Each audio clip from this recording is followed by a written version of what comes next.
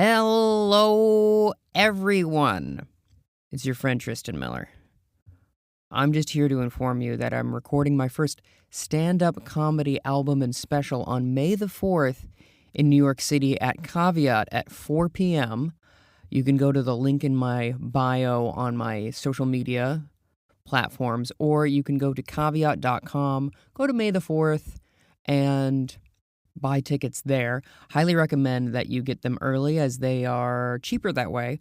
Also, after the show, I'm going to go, Phantom Menace is playing in theaters. So I'm going to take a big group to go to the nearest AMC or whatever Cineplex and go see my favorite Star Wars movie. I'll say it with my full chest. My favorite Star Wars movie in theaters again. So hope to see you at both things. If you have to pick one, just pick my show, please. I would like to sell out the house if possible. Anyway, love you. Hope to see you soon. Okay, bye-bye. Coming soon to theaters, podcasts, film reviews, and so much more. Available at tristanmiller.substack.com. And now, our feature presentation. Hello, everybody. Welcome to Focus Testing, a podcast about movies where we make a movie. My name, as always, is Tristan Miller, and joining me today is Jake Weddle. How are you, Jake? I am so good. Thank you for having me. This is lovely. Good. I mean, we'll see. It's really the beginning of it. My expectations are through the roof. Don't let me down. Oh, no! But you and I met doing stand-up in New York. When did you start doing stand-up and whatnot? Oh yeah, no. When we met, I was actually visiting before I moved there. Yeah. I think I visited in 2022 or 2023. 2022, yeah. But I started doing stand up back when I was 14. I'm 28 now, so half of my life. That's too long. Oh wow. Yeah, I started in North Carolina. Oh, I had to get dropped off, because they didn't have a car. My parents drove me to Good Night's Comedy Club on Wednesdays when they had their open mic. Yeah. So rather than do like an after-school theater program, you're just getting dropped off with a bunch of drunk weirdos. Yeah, no, I said, can you guys just take me to a bar? My parents hated me, so they're like, yeah, that's fine. I'm 14. Can I go to the bar, please? Oh, yeah, sure, that's fine. Of course. Why not? That's such a long time. No, I joke. They were there. My mom was very, very supportive. In fact, my dad, who's in jail, we don't have to talk about that, but at the time, he was very supportive of the stand-up thing. Both of them were. My mom, because she's just very supportive, and I would take a bullet for that lady. I love her to death. My dad was like, this is probably the least gay performance art, so that's fine. Well, jokes on. Joke's on you! Oh, that's very funny. 14, so you were just like showing up as a teenager to a comedy club. Sorry, my mind is like recalibrating now. I did not. Well, it's funny because there was a couple of us. There was like like three of us. I mean, I got started with Maddie Weiner. She was there. Kenyon Adamczyk. Oh God, there was Caleb Elliott. There was a bunch of kids running around Goodnight's Comedy Club, and they really shouldn't have been. I don't know who let these rugrats in here. That's so wild. Yeah. So you just kept doing it from there because you just like, I assume you just like stand up and you're just like, you're just not a habit of doing it, or when I was really, really young, as soon as I saw that it was a thing, I wanted to do it, forever. I think I was writing jokes in middle school before freshman year of high school is when I finally got up. And then, yes, I stayed pretty consistent as much as I could, all while I was, doing, high school and college and stuff. And then I was doing it all, and that's actually how I got the Mr. Beast bullshit, was because I was just going to school in Greenville, North Carolina, and they were just looking for writers. So that was just right place, right time. Just very, very, you don't have to get into all that. I know we're here for other things, but, that was just a good happenstance to be in the right place, right time for that. And then moved to New York, and I was in New York for about 3 or 4 years. And then I was in LA for about 6 months. So, yeah. I mean, the amount of times I've heard that exact same thing. Like we were talking before we hit record. Like it's so common to be like, oh, I guess let me try again in a bit. Yeah. I remember a friend of mine moved from Minneapolis to New York to pursue theater. And they showed up and were there for 2 weeks and said, hey, I hate this, actually, it turns out. I Yeah. am going back to Minnesota. And so, like, whatever happens, I happens. actually, I liked LA a lot. I loved the people I met. I had a really good time. It was just a matter of, the economy Mm. being stupid, like it What? was, I haven't heard huh? anything about this. You're kidding. All of a sudden, just Yeah. now? Yeah. What? No, what's going on? Honey, the market's down. No. Oh, that's funny. Yeah, I do think that like it. Again, we were talking before we hit record. Very similar situation with like New Zealand of like, oh, just the economy's Mm-hmm. shit. You can't get Mm-hmm. anything to any traction. So it's like not it's not just us. It's mostly everybody. It's the children who are wrong. Yes. It is the children who are wrong. By the children, we mean the politicians. And Yeah. there's this comic in New Zealand named Joe Damon, and he was some post about this. He's like, anyone who's pretending to be well off right now, they're Yeah. lying. Everyone is broke. He's like, I'm not Yep. going to say who it is, but I know a couple of content creators that go to other people's homes to film all their shit. And Yeah. then because they want to the appearance of affluence. And I'm like, that's crazy. Oh, Well, it's so that's funny. I was telling you about all these opportunities I had lined up that all just coincidentally went poof at the same time. Like all this stuff I had lined up, just I can't get into what those things were. But on top of that, I briefly had somebody who was acting as my manager who was kind of like funding me and was like totally fine with like we're gonna put some money into you because you're the product. I'm like, all right, cool, whatever. I called him Daddy Dante. Thank you, Daddy Dante. But yeah, and then Daddy Dante gets hit with the an IRS. Hey, you owe us more money than you thought. And then Daddy Dante's like, we're gonna have to cut you off the leash there, bud. And I was like, oh no. So we're back in North Carolina. That's wild. Oh my gosh. Yeah. Do you find it? This is a pretty personal question, but do you find it Yeah. easier to take when something goes badly and it is your fault, or it isn't? Oof. When it's not my fault, I am really good at taking that on the shoulder. Oh, it's okay. We'll get him next time, Really? bud. And when it is my fault, I'm like, oh, that was me, wasn't it? Yeah, that was all me. Dang, And they're both learning experiences, but the ladder's a little harder to handle probably for me. Yeah. Okay. Yeah. I'm the opposite. If it is my fault, I can go accountability. I fucked up. This is on me. But if it just like happens, I'm like, what is going on? Yeah. If it's the world, I go, oh, load off my mind. It's just the world. It's fine. Whereas I go like, I can't control that. That's LA was probably a mix of both. LA was probably a mix of both. True. I will also say is this as well. Like, yeah, I'll jump on any grenade possible and to my own detriment. And it is just absolute. No, that I will do. I'll walk into a room and go, are there any grenades in here? And everyone's like, no, Jake, it's fine. I brought from home. It's okay. Let me cause some trouble then to then solve it real quick. You guys got grenades, right? We have extra grenades. You guys want some grenades? Okay. No, all I have is pins today, man. This isn't just about comedy and personal questions. It's also about movies. Yes. So what's your first memory of being in the cinema? Oh gosh. Which one came out first? Was it Incredibles or Finding Nemo? I think it was Incredibles. Yes. No, Finding Nemo. So.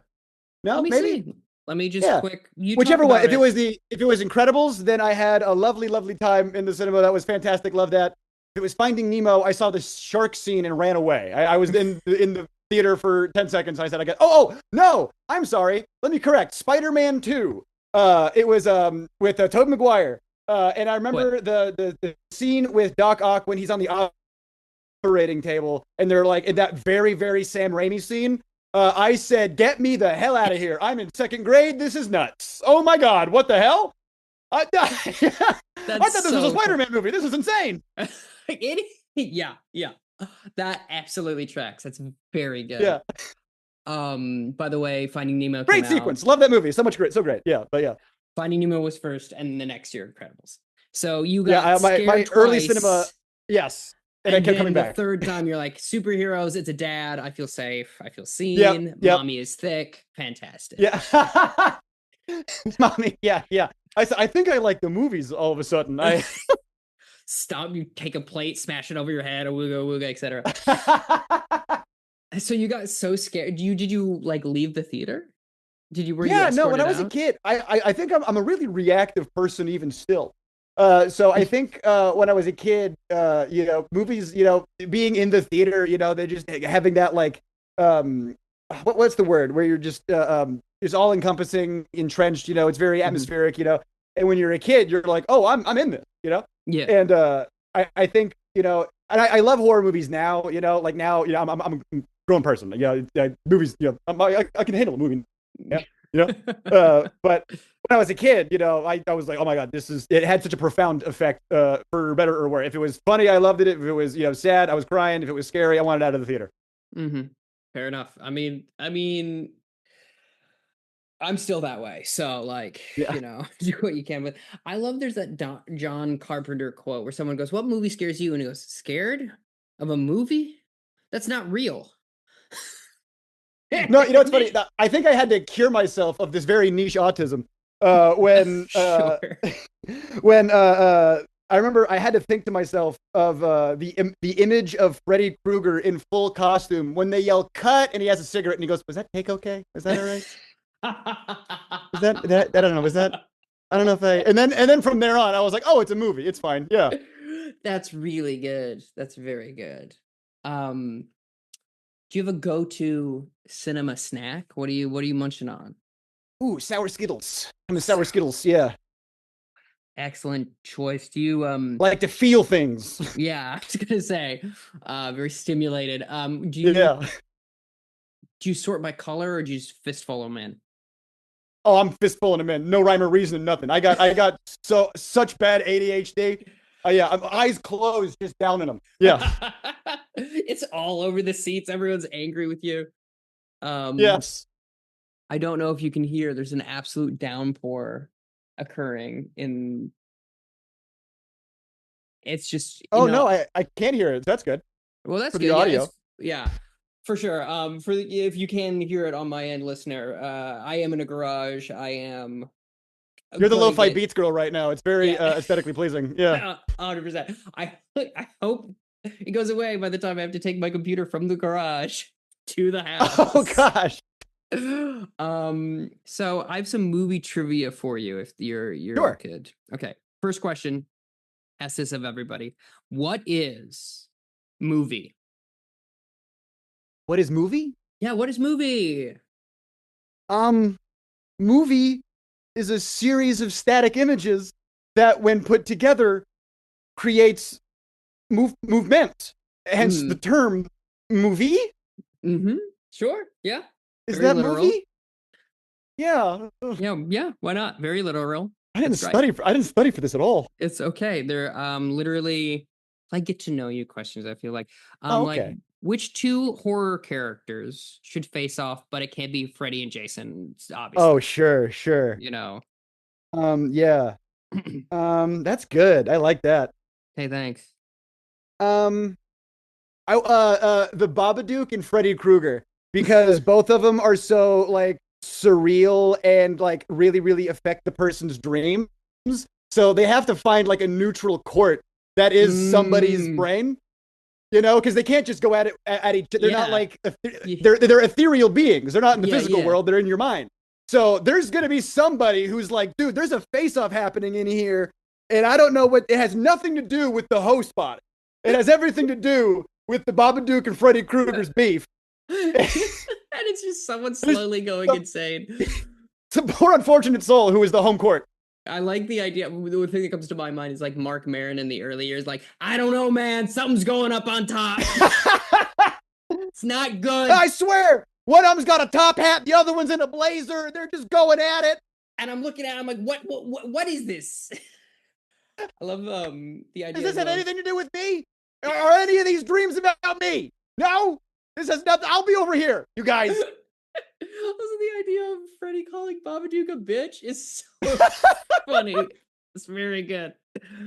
Excellent response. A plus. I would say what movie makes you horniest? It cannot be pornography. Sure, sure. Hmm. Oh gosh, I haven't seen a horny movie in quite some time. I mean, it's a whole epidemic, isn't it? There's a lot of think Yeah, pieces there about it. aren't. Yeah, the horny. Where'd the horny movies go? Um, oh gosh, I don't even. There's like one scene from something I saw on TV that's coming to mind that I could. It was some. Well, Yeah. I Good. will say this: it's not what movie most recently has made you the Yeah. horniest. No, Just no, no, in no. Yeah, yeah. general. There's like in the recesses of my brain. I remember I was like watching like Comedy Central, like one of those like after dark, like back when it was like after midnight, and you could like put on whatever. And there was some scene where these two women were trying to seduce this man, and there was an ice cream sandwich in between them, and they both licked the ice cream sandwich in front of the guy. And I have that scene just burned in my. If you know in the Sure. comments what movie I'm talking about, 13-year-old Jake is like, I gotta buy an ice cream sandwich right now. Look at me, an ice cream sandwich and not an ice cream cone. They're like, it can't be It's, too far. it burned in my brain. It's an ice cream sandwich. Which, it infers like cunnilingus or analingus more than anything, right? Yeah, As yeah. opposed, which I think is more Well, no, powerful. you know when an ice cream sandwich is a little gooey, so you lick the sides of it. Like both of them just licked up Exactly, the yeah. sides of it at the same time. Holy shit! Oh my God, incredible. In a similar vein, who was your first character crush from a movie? Oh gosh, character crush from a movie. Mhm. You're gonna cut out the dead air where I'm thinking, right? Okay. Probably not. I generally just slap a filter on it and let it go. But I mean, we're all was it my Mrs. girl crushes Incredible? TV. It might have been, like because I'm trying to if it was earliest, and because of course everyone leaves the theater and they go auga, Yeah. So that's the safest answer, obviously. Yeah. But did you have a character But that you were like, I want to be with them, not necessarily like I want to, do stuff, but you're like, oh, they're so cool. oh, you know what? Okay, yeah. This isn't a movie, but Mhm. everyone always goes, oh, Shigo, from Kim Yeah. Possible. If we're talking about want to be with, nah, you marry Kim, you fuck Shigo. Yeah, 100%. Yeah, no. Kim's Kill the girl Rufus? next door, ride or die. Yeah, kill Rufus. That You get ugly Ron motherfucker. Stoppable out of there, Ron. Okay. I like that. That's very good. Like Impossible. 20-year-old TV show. Wait a second. Wait a minute. That's Oh so my good. Oh my God. That's so funny. Are you a Star Wars person? Do you like Star Yes, Wars? love. In fact, I am not finished with season 2 of Andor yet. I made my mom watch season 1, and now we're watching season 2 together. So love Really Star Wars. lovely. Yeah. It is a bit. It feels different. I'll say this. Seeing Revenge of the Sith in theaters also hit way different now for so many I'm reasons. sure. Oh my God, yeah. Crazy, dog. Prequels are coming back, dude. Yeah. It was crazy because I also watched it in New Zealand, and they don't have the same culture of like hooting and hollering in the cinema at all. They're very polite, very reserved people. Whereas, So it like, was just you going nuts? it was basically I started doing this, and then I clapped twice, and then went, "Oh no, that's not the vibe." Whereas when I saw Phantom Menace in New York, I was starting, and also other people were starting applause breaks, like when characters were being introduced, but particularly when R2D2 is introduced, and I just went, "What?" And everyone like started clap, and I'm like, this is so nice. But anyway, the question that I have is, what Star Wars character would you want them to never make a Disney Plus series about? Never make a series about. I want nothing to do with Jabba and his family. I don't care. Book of Boba Fett was not that great. Wasn't a fan. I really didn't like what they did with that character. And I know they got in the back of their mind like some kind of like gang, like gangs of Tatooine, type of deal. I want nothing to do with that. Stay away from that. Okay, that makes sense. Jabba the Hutt can go kick rocks if he could kick, but he can't because he's a slug. We've done enough on Tatooine. Let's get the hell away from Tatooine. Yeah. You're not wrong. I personally like Book of Boba Fett more than most people, but it's because I love Tim Weddle Morrison. I think he's so fun. There's a New Zealander. I think some of the episodes are great. I think it was really depend on the director. There's some episodes I really enjoyed, some episodes I did not. I loved when they brought back Cad Bane, the blue guy. Yeah, no, I bringing him back. I was a Clone Wars fan, so when they brought him back, I was geeking out. But outside of that, yeah. Yeah, I liked that. My biggest problem is when it takes an intermission and becomes a different show for an entire episode, and you're like, what the fuck? Because it was one of those things as well. I mean, I don't want to get too deep in the weeds here, but we're already here. The example I always give is my mom. She loves Boba Fett. She does not like Mhm. Mandalorian. She does not think it's a good show. Mm. So she was Mhm. watching Book of Boba Fett because she likes Boba Fett. Mhm. And then he just shows up, and there's like a whole 40-minute episode where she's like, "What the fuck?" basically. Yeah. Yeah. So I was like, I don't think Disney is taking into account people who are just not consuming everything. You know what I mean? Right. They were doing the Marvel thing, and I think they were marveling a little too hard, you know? I agree. Yeah, Yeah. 100%. Where it's like, I think that's one of the strengths of Andor is you can kind of just watch it and you're like, okay, cool. If you Well, know who okay, that guy yes, you is. can, but my mom is doing the mom thing where like we're watching the same thing, and she goes, Mhm. "Wait, who's this guy?" And I go, if we're both watching the same thing at the same time, and we're both receiving the same information, I'm sure the show will tell us together who that guy is." But also, she'd be like, "Wait, when does this take place?" And I'll go, "For BBY," and she goes, "BBY," and I go, "Oh, Jesus, right." Is that a Pornhub category? BBY. Yeah. Big beautiful Yavin. Wait, so this is before? But wait, so if that's when does it? I go after episode 3, before episode 4, and then she goes, "Wait, but wait," and I'm like, I just my blood pressure's boiling. I gotta calm down. Yeah, I understand. 100%, 100%. I have one final question for you, Yes, which is, what makes Austin Powers so sexy? confidence.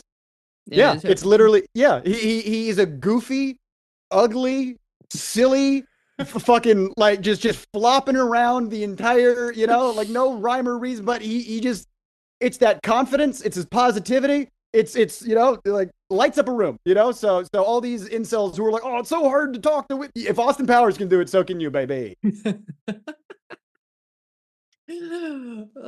Good, good, good, All good. these Are you incels got no ready? mojo. Yeah, incels got no mojo. Famously, here's the problem. Here's the thing: incels got mojo, but refuse to use. Well, yeah, no, they reserve their mojo. They don't think mojo is part of the equation, Yeah, Yeah. where it's like I'm like if it was just physical stuff or like tangible things. Well, I say this. I was gonna say I wouldn't have as much luck as like I'm admittedly single at the moment, but like I'm short and poor, and yet I pull. Yeah. No, You I feel know? like I talk to comics all the time who are mad they're not getting laid. I'm like, fellas, the problem is you guys are going out with the intention of getting pussy. Yeah. You gotta go out with no expectation. Austin Powers isn't like, I better get pussy tonight. Austin, he opens his heart to pussy and it comes. You know. He opens his heart to pussy. You're not wrong though. That is beautiful because it is like the free love movement. Because it is like Yeah. there's that thing about people who were like really horny in the 70s where Yeah. someone described like they're like Robin Williams made sex feel like just cuddly plus. It was like Yeah. there's so much like warmth behind it as opposed Yes. to like I'm gonna go absolutely just I knew we are in an issue a really big problem regarding sexuality when porn videos started being performer versus performer. I'm like, that should not be the vibe. Like that, what is this, Kenny versus Spenny? What the fuck are you talking about? They are working together. They are co-workers. Do not pit these two beautiful people against themselves, against each other. No. It's a fight, and you, the audience at home, gets to vote. Who wins? And the only person who wins is you, because you're the only one who's actually coming. All right. Are you ready for our random word? Hell yeah, let's go. Okay, here we go. Sorry, bad connection. Pat. P-A-T. Pat. Pat. So what do we do with this random word again? Pat? Both you and I improvise a plot of a film based off of the word Pat. I have a couple of notions where my mind goes, but if you have something that's speaking to you, I always defer to the guest because I don't want to trample. I want to make sure that if I say off the top of my head, it's a character who is the most middle of the road person, no discernible characteristics, just like the average Joe, essentially. That's not stepping on the toes of that SNL movie. Where with the gender ambiguous character. You know what I'm talking about? Yes. Yes, I do. I remember Pat from Is that SNL. the same? That's the same name, Pat? That is the same name, yes. Yes. Oh gosh. Okay. Because Yeah. it Yeah. could Yeah. have So been that's Patrick, it could have been Patricia. People are like, what right. is it? We're Um, not going the gender way with this. This is no, just no, no. somebody who is super like the most average of kind of like that movie Free Guy who has like an NPC. Sure. Yeah, I did not see Yeah. that film, but I know the concept. Me neither. Yeah. Yeah. I like that as a that combined with this other idea that the first thing that came to mind was Pat Buchanan, famously Okay. third party candidate.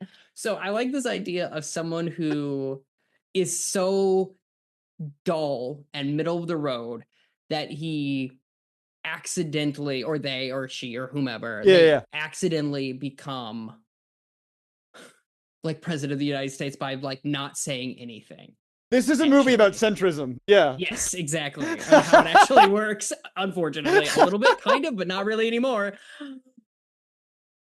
Yeah, yeah. Um, It's a satire on how divided we've become politically, but also how vacuous politicians have become lately. yes. And Pat's character arc here is he actually does have to take some stances on stuff.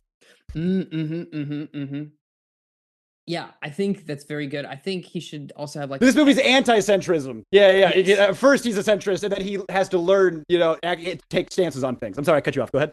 No, 100%. I do think he should have like a catchphrase of like could be or whatever. Or Whatever. can I be honest? The thing Yeah. that comes to mind, and this is something I say in my daily life all the time, is never thought about it that way. Which gives the person the impression that you're agreeing with them without Yeah. agreeing with them. You know what I mean? Yeah. Pat for office, you've got a point. Yep. There it is. You got a point there, bud. Yeah. I like that. But it sounds like he's like resonating with the audience. Like he's like, I have a point? Me? Me? Like he's telling Yeah. the audience, what they want to hear. 100%. But he's really saying nothing. He's talking out of both sides of his mouth. But which makes you the middle, which is what he is. He's Yeah. stuck in the middle. That would be the title sequence under Stuck in the Middle with You as well. Yeah, I can see the trailer right now. That's so funny. Yeah. Good. I like that as a base. So I feel like it's a political satire comedy. Yeah. So I feel like small town person makes big is always good. And then, Pat goes to Washington and realizes, oh, it's more complicated than Yeah. This is a West Wing meets Black Sheep. Like they're going door to door, like trying I like that. I like this idea of like, okay, so it's a young person. It's someone who's like only barely able to run for office. And they're going back to the way things were because like Trad Wifes is in and he's like, well, let me just, kind of like slick my hair back, wear a suit, go knocking door to door. And people are so charmed by this. That are in the older demographic. Boomers are so charmed by this that it works. Whereas millennials, obviously, we don't answer the door. So we couldn't begin to know. And Gen Z don't have houses. So So they exactly. So he's accidentally, because it seems like he's being neutral, but he's accidentally tapped into one very powerful market. And that's the subversion. It's like it seems like he's not anything. Everybody who doesn't vote, like the biggest voting bloc of the country, they all love Pat. Yeah. It's a whole lot of nothing. Yeah, that's the tag for the movie. A whole lot of nothing. I like that. Okay. I think this is a good base. So he starts small town and then ends. He keeps falling upward like a Rube Goldberg machine. So it's got to be. I think it has to happen like really 3 times. So it's got to be like. He runs for city council, right? That's pretty easy to get. Yeah. And then someone has to abdicate their position, like the state senate. And then he just gets chucked up there. And then from there, somehow he ends up being like the vice president or the like he's like failing, and it has. He's the reluctant hero every time, and he's so reluctant, but because he's like putting on like 2% effort, like as like an outsider-esque character, and he's like developed, the fondness of the local population upwards. You know, like he's the most unlikely of heroes for a small town when it's almost like Clerks. Like, I'm not even supposed to be here today. Exactly. I feel like there should be at the kind of the pinnacle of the scene, the movie rather. You know that moment in The Simpsons where Ned finally snaps? Yes. Whereas there's this whole time, this person's been pretty neutral, kind of not saying anything. And he's like, I've been listening to everyone lie to me for 6 months. I'm sick of it. Yeah. He just tells everybody like all the crazy bullshit that happens behind the scenes. He's like, everyone over here is going to sex parties. Everyone over here is doing coke. No one's been working on bills since I've been here. There's only one person that has been, and I think we all know his name. But and I think that's very good. I feel like yeah, I think that's a good like you have one act, two act, and that's the peak of the second act, and then what happens with the third act, like kind of twist or like whatever you want to call it, where it kind of resolves that. Yeah, and it turns issue. out that the climax of the movie is that it's the biggest Voner turnout in American history. And he still wins. Yeah. Oh no. Um but I do like the idea of like I didn't even want to. I mean, I feel like it's got to be. Well, he comes around. He doesn't. He's like again the reluctant hero trope. He keeps failing upward and he hates it. But his character arc is him actually taking a stance, actually becoming the hero that they were always meant to be. And yeah, honestly, this would be a funny like Pat SNL movie. Like they should have just made like if they had the gender neutral Pat like. Sure. The first non-binary president. Yep, exactly. Mix America, is that anything? That's so good. But yeah, I think the reluctant hero failing upwards and then kind of is just accepts that I guess I'm gonna be the president of the United States. Yeah. And this is what people and now want. that he has some purpose, the character has some discernment and in what they want. Like everyone always asks his character, what do you want? And they've always just kind of like gone with the flow. Like, well, whatever, it's fine. Like just very much a leaf in a river. And now this character is finally like, no, I actually the character arc is the character finally wants something. Yes. Yeah, I mean, I think that's good. I think also you can definitely like justify um that whole or the absence of apathy. Yeah, well, like the Pat could be like a middle child, so Yeah. it's like you have to be kind of wishy-washy to be a middle child, and you're like, well, I can't ask for too much. It also a people pleaser. Yeah, exactly. Sure. And it's just like has been that whole thing and been like, it's almost like Jim Carrey's Yes Man, but with a bad message. Yes, that's so good. Yeah, where they're like, this whole life, this person's been saying yes to pretty much everything, and then finally it's like, oh no, I won't do that. Where do I audition for this role? Am I in therapy right now? What the hell? Hold on, wait a second. Are you my therapist? Wait a second. This was good. You got me. You tricked me. All right. I think what would be good is with the blow up moment is like, they're I think Pat should already be the president, and then they ask them to do something they're like, I can't do that. Like that's immoral. And they're like, well, this is what being the president means. Yeah. And then I think there could be like there's that blow up press conference where they're like, hey, this is all bullshit. And then it's a hot mic moment, and everybody is like, no, what he said behind the scenes on a hot mic rock. Actually, we actually prefer it, and it made the trade deal go better or whatever. With I don't know. Everything went horribly wrong for the suits and the fundraisers and like the powers that be. But the people were like, oh, let's keep doing this, please. Actually, and then he's like, oh wait, a president is supposed to help these people, not these people. Actually. And then it turns out it's a prequel to The Purge, and that's how that happens. My first decree, all crime, 24 hours. I was like, whoa. It's like that movie, Remember Me, where I was like, wait, this is about 9/11? What the hell? Yeah, Hold exactly. On. I think, I think we did it, Jake. I really do. I think that's a good outline. Oh my god, Um, screenwriting's easy. Why did I leave yeah. LA? No, I'm Come kidding. on, come on, Come on, easy. get back. I feel like, obviously there's some stuff we need to flesh out a little bit. Like, number one, who's our lead actor? Do you think who would be good to play Pat Oh, besides you? Michael Cera. Michael Cera would be very good. I don't know if he's not too old. I think he could still do it. I want the character to be young, but not you got to be at least 35. Michael Cera's about 35. Yeah. Yeah, I would reckon so. Yeah. But who's like another Mhm. like Michael Cera's the go-to choice. We're thinking Yeah. about Michael Cera, but if we can't get Michael Cera, who do we get? Well, I mean, I feel like the obvious thing is to say Jesse Eisenberg, despite them having very different vibes. Yeah. The thing is, like, They were do, just, yeah.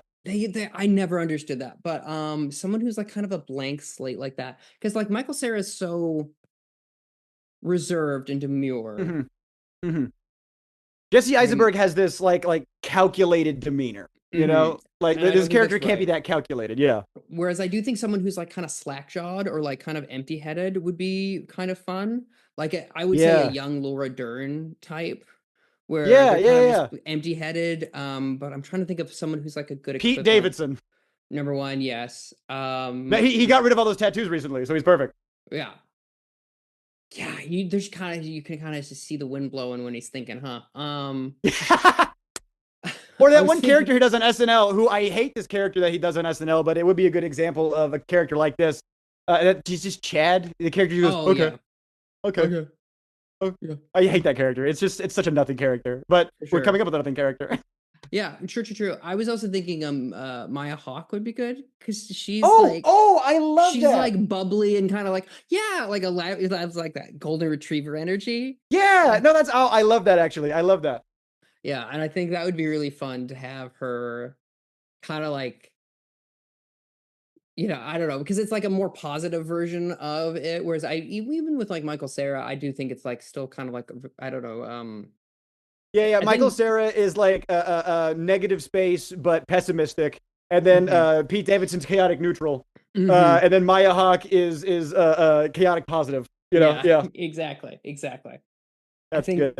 That'd be good. I think we should have Ethan play your dad, because that would be funny. Perfect. She's like, listen, well, you just gotta be president. It's just one of those things that happens.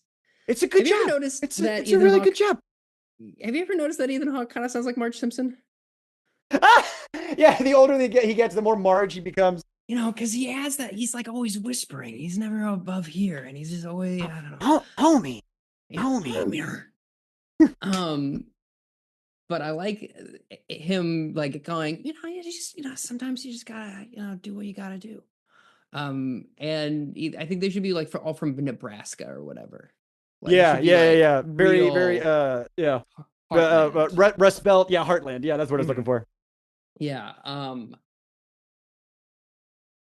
And I feel like, because Maya Hawke is so sweet. So when she's like going up and like knocking on doors. Yeah. Whereas like if it was number one, if Pete Davidson was doing that, no one would. Oh no! Close the door. No. Yep. Yeah. He's got a weird energy. And then if it was Michael Cera, people would go, "I'm gonna just wait for this person to go away." Whereas you see Maya Hawke. They would open the door and there'd be an interaction where it's really clumsy and awkward and no one really like Maya Hawke has some a capability of actually turning some people over. Like people will vote for Maya Hawke. Yeah. 100%. And so I think that would be good. I think she should hire her best friend to be her campaign manager. I'm just realizing now that I've done this podcast. I've done a fair amount of episodes where I swear to God, I have pitched Maya Hawke for president before. That's so funny. We got it. Yeah, there's a movie that is begging to be made that is implanting itself in the minds of somebody. There is an idea floating in the ether that's somebody make Maya Hawke the president. There's that David Lynch thing where you're like in a Tana, Yeah. You're just picking up the idea. It keeps coming and then goes away. It keeps bothering me. And I'm like, this idea wants to be made so bad. It wants to be made so bad. I can't do it though. Go bother Uma Thurman. Come on. But yeah, I still think she's a great choice because she's very bubbly and sweet. And then she would kind of seem like she's in You over just her want a head. bubbly and sweet president. You're just dying for Listen, like a I would nice simply love a president with a decent personality. You know, I've never right? seen it in my Yes. lifetime. It's never happened, not The once. closest we got was Obama's cool ass. Oh, he's too Yeah, cool. exactly. He's not bubbly. He's cool. You want a bubbly president. You want, hi guys, I'm the president. Hey, chat. You want a Twitch streaming president? What's up, guys? Today we're going over what's going on in Iran right now. Honestly, it would be better than what we're doing. It's gonna be live Oh, reacting to Israel Palestine. It's like, whoa. oh no. I do think having someone who would be like fun as president would be just great. You know, who was it? Sebastian Stan recently played Donald Trump. I would love to see Tilda Swinton just play Donald Trump. Oh, that'd be so good. Yeah. Right? A lot of prosthesis, and like she has this, you know, beautiful like white ginger hair that's going gray. I can picture her like, yes, having like a bunch of prosthetics, but also like just transforming her own face. Like I can picture her like doing the lips, you know? Yeah, absolutely. Doing the lips. You know the Alec Baldwin face, you know? Oh yeah. Yeah. 100%. So I like Maya Hawke as our lead. I think there needs to be. Is it just the political aspect? Is that all we need, or is there? I like think a the political aspect plot? is almost like the on the surface it is a like political satire. Like that's kind of what the actual plot is, but internally it's almost like it plays out more like a coming of age buddy comedy. Because like you were saying, the best friend is the campaign assistant. Maybe it actually plays out more like a Judd Apatow buddy comedy with the political backdrop as a setting, really. I like that. I also just imagine Maya Hawke getting really angry and yelling and like stamping feet, and I think that'd be funny. Who should be her best friend campaign manager? Oh, initially, what's that girl from The Office? What's her name? She was married to BJ Novak, I believe. What's her name? Mindy Kaling? Yeah. Yeah. That was the first instinct that came to mind. But that was just my gut go-to. I like that. There's this big or yeah.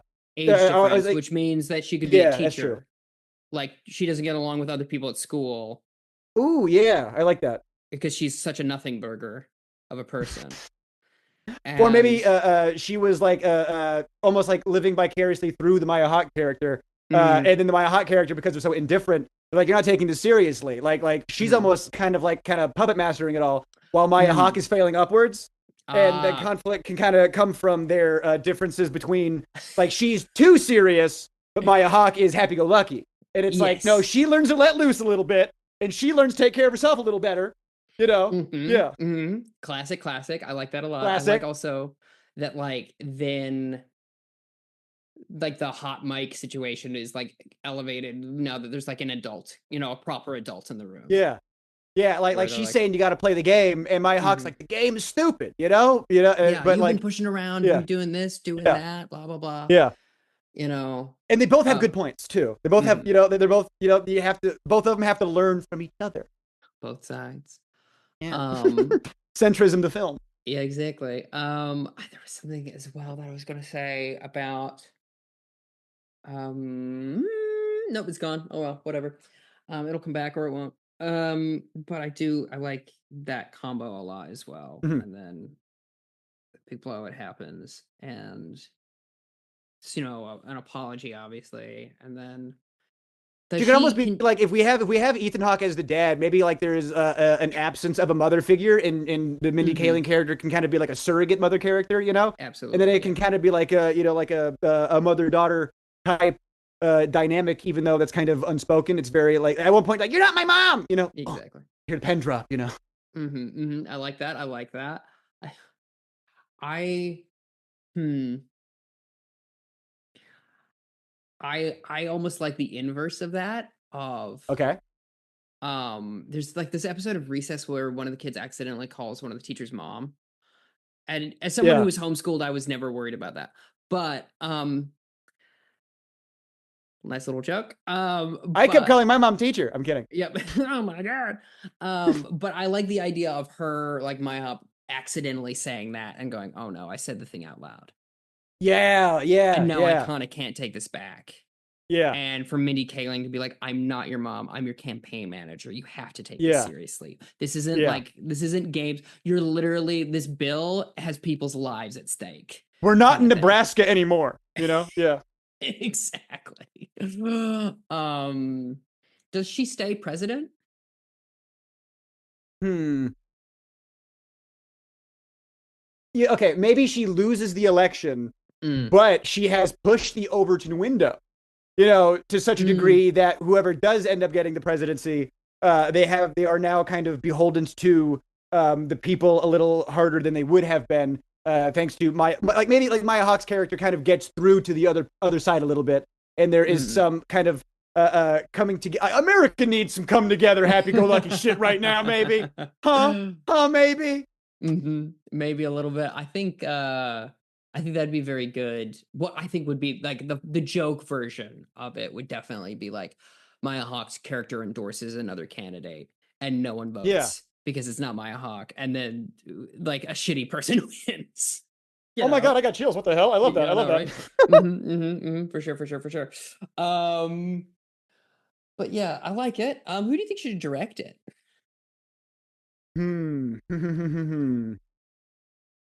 We've thrown around Judd Apatow. That's I true. know David Fincher wouldn't make this funny at all. No, he seems allergic to Oh, humor. who's the guy who did? Maybe this is too up his alley for the guy who did Don't Look Up, all those Will Ferrell Adam movies. McKay. What's his name? Yeah, yeah. This feels very Adam McKay coded because he's got a good combination of the political satire as well as the buddy comedy stuff. True. Yeah, that'd be fun. Yeah, it would be. I think. I would say this. I think the tone would shift to be very mean Yeah, because yeah, his movies lately they've been really mean. yeah, yeah. Yeah, there needs So- to be make sure there's heart here. There has to be a underlying beat of optimism that kind of pulsates through this thing. Yeah. Yeah. Oh. Taika Waititi. Oh yeah, that'd be good. That'd also Yep. be very funny to see a New Zealander tackle the American elector. I mean, he crushed World War II. That's true. He did. Jojo Famously, Rabbit was though, New awesome. Zealand was involved in World War II. That's true. But That's true. That's true. yeah, but I do like the idea of like he's like, I don't even know how any of this works. You know, I'm just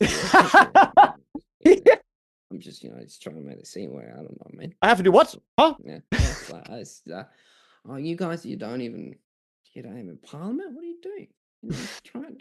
The thing about doing like I can't really do his voice, but I can do like the thing he does with his eyebrow, and it's like that's all I can do. That's my yeah, Taika the Waititi. micro It's impression. I can't do Taika Waititi. I can just do Korg. Oh, you know, yeah, I sure. just because it's a thicker accent to be sure. Oh yeah. But yeah, I like that a lot. That's very funny. I think then you gotta get if Taika's there. I feel like I feel like you gotta get Rhys Darby in doing something. I don't know who that is. Rhys Darby. Who's that? Murray from Flight of the Conchords. Oh, of course. Yes.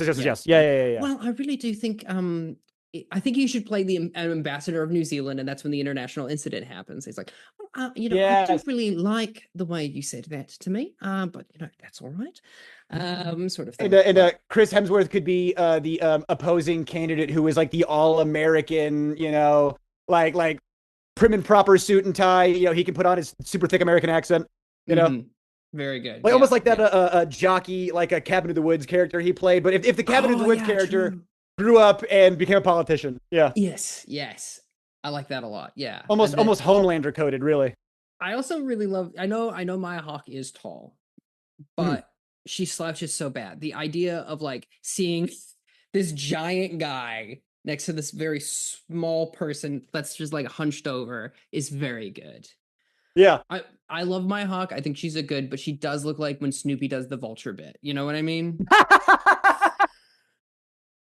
Oh, I love a specific roast. That's awesome. Yeah. Hey, thanks. Anything else? Are we missing anything else? To Does the dad show up in the end and like, hey man, maybe it's time to come home? Or like, what do you think? What do you reckon? Oh gosh. I almost feel like the dad character I'm less worried about. I'm more kind of thinking like now that we have all these pieces at play, what's the soundtrack sound like? You know, like because in my Something head, that I'm kind of thinking like Napoleon Dynamite-esque, you mm-hmm, know? mm-hmm. Like I I was can thinking, tell that we are gonna be friends, yeah, you know, a that lot kind of of thing. Yeah. yeah, I was gonna say a lot of needle drops for sure. Yeah. Yeah. I do think as well it should be do we want it to be a period piece? Do we want it set in the early 2000s? Because it feels more optimistic to be. Oh, No, because nine yeah, eleven we does can't make it this would have to today. be she would have to It be has to going be up right against before 9/11, and then it at has to the be end the of the movie, 2000 we election. reveal that 9/11 happens. All right, I forgot this was the Purge, so no, it couldn't possibly be. I forgot. Also, the idea of Maya Hawke going, "Let's do the Purge, baby," is so funny. Yeah, no. What if this is like a alternate universe 2004? You know, where the Mm-hmm. vibes haven't gotten bad yet. You Yes, know, I think there that's is there good. is this Napoleon Dynamite-esque optimism in the air. You know? I love okay. What about this? Because this has always been a pitch. Thinking about the Purge, this is the pitch I've always done. Is like the crime I would want to commit on the Purge night would be embezzlement, right? Ah! Because then you're set up. You do insider trading for one day, Yeah. right? And I think that is the pitch that my like in the like third act, it's all this tense stuff. Ethan Hawke shows up and is like, "Hey kid, I really think you should just really look into doing this stuff. You know, it might be nice." And then it turns out he goes, "Listen, I have some business deals that I need to do. Can Yeah. we like and it's just Oh yeah, Dad. completely Of course. Sure. Totally. Yeah. exactly, it's Yeah. completely That sounds great. self-serving. Yeah. Oh, that's so silly because then it's like both hopeful and cynical at the same time, where it's Yeah. like Yeah. Yeah. We're everyone's an all asshole, it turns people. You out. know. So is your glass half full or half empty? You know? And here's the thing, if I may, and this is from a comic called Halo and Sprocket, you see a glass half full or half empty? It's full. It's just water and then air. So pick. It's always yeah. It's Oh, I like that. yeah. Have you heard Dimitri Martin's it's less about half full or half empty, more the contents of the glass? True. It depends on what's Yes. in if that's a glass, full of water, then that's half full. If that's a glass full of shit, then that's half empty, I sure hope. If it's a glass full of baby blood, that makes it, is it going to a baby or from a baby? You know what's going on, 100%. Context is Yeah. key. Context is key. Um, yeah. Great. Super. Do you want to do a lightning round? Sure. That's where we get the same prompt and then we both do a quick pitch. I'm Amazing. gonna cough again. Trying to Thank you, keep you. cough. Yeah. Thank you, cough. Thank you, cough is my favorite Russian poet. This is so the word is minute, minute, but I Mhm. am going to make it a minute instead of Mhm. minute, and it's gonna be about a chef learning how to prepare for it's a person in school to be a chef. They're working on cooking beef and they can't quite get it Mhm. right. And their dad helps them learn how to grill. And it's like a, family com drama. Okay. I really like minute. Because as soon as you said minute, that's exactly where I wanted to take it to. Mm-hmm. And I wanted to be kind of like a Benjamin Button style movie, but it's the world's smallest man. He's like real teeny tiny. Just slides out his mom. And it's his struggles and he's got a tiny little car that he had to make himself. You know, uh, he's got to figure out a job he can do. He's jumping from key to key on the keyboard. You Just know, trying to make his way in life as the world's smallest man. you're speaking my language. I was obsessed as a kid to be a borrower. I wanted to be, anytime there was like a level in a video game where you got shrunk like that, I was like, how do Yeah. I make this possible? Honey, I want to And think shrink of all the yeah, me. Honey, I Shrunk the Kids, all the practical effects that you could do, all the fun like forced Mm-hmm. perspective angles. Like it's a joy of filmmaking and just an absurd script. Ah, excellent. Um, this next one is appeal. Appeal to me is about, again, we're going political. Mhm. It's about someone who is trying to plant an orchard on a property but can't get a permit. And what ends up happening is they end up feeling so bad that they give it back to the local tribe that it belongs to. They're like, actually, no, I shouldn't own this land. Like, it gets so out of control. They're like, no, I take it back. But of course, it's about and they were trying to file an appeal for an apple, and they're appealing. There's a lot there. What's appeal for you? For me, appeal is a horror movie, where it's kind of like the movie Tire. Where that tire is just hunting everyone, but this guy keeps slipping on the same banana peel over and over and over again, and the banana peel has like followed him around. Like we see the perspective of the banana peel sometimes. It's a very, very absurd at first, but it gets played very straight. Like halfway through, it gets genuinely terrifying. Appeal. That's very good. That is very good. I like that a lot. It's a horror slapstick. What do they call that? Sam Raimi coined the term splat stick. Yes, it's a splat. It's directed by Sam Raimi, and it's a splat stick. Yes, fantastic. We love it. We got one more, which is moving. Moving. For me, Jake. For me, moving is about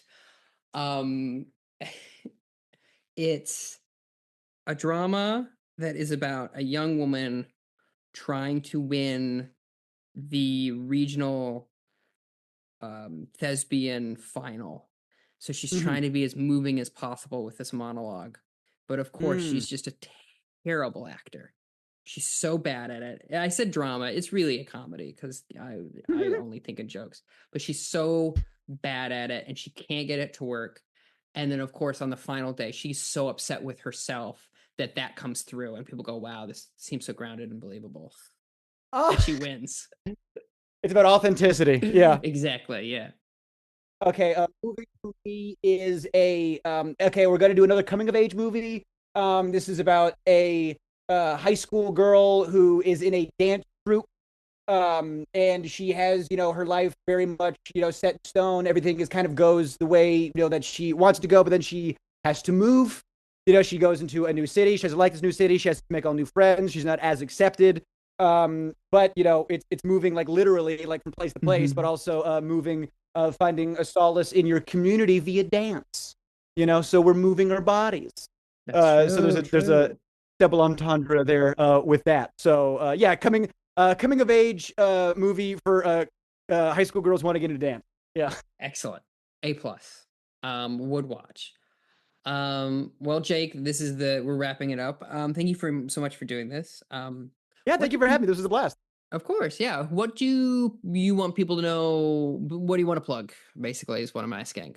Yeah, I'm on YouTube, Instagram, TikTok. I'm doing the social media thing. My YouTube, you can subscribe to that. I post all my shorts across all platforms. But on YouTube specifically, I do stand-up comedy reviews, as well as skits and other stuff. But my stand-up special is free to watch on YouTube. That's called Trauma Bonding. I recorded that back in November, and we got it up for free.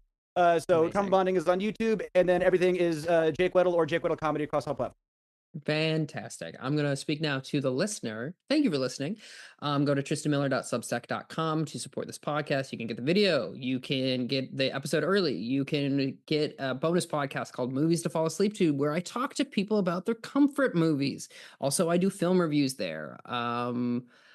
Rate, reviews, your job, all that stuff. And I wanted to say thanks very much again for doing this. This was hoot, and if you can believe it, a half. A hoot and a half? I'll add a holler to that. Oh my God.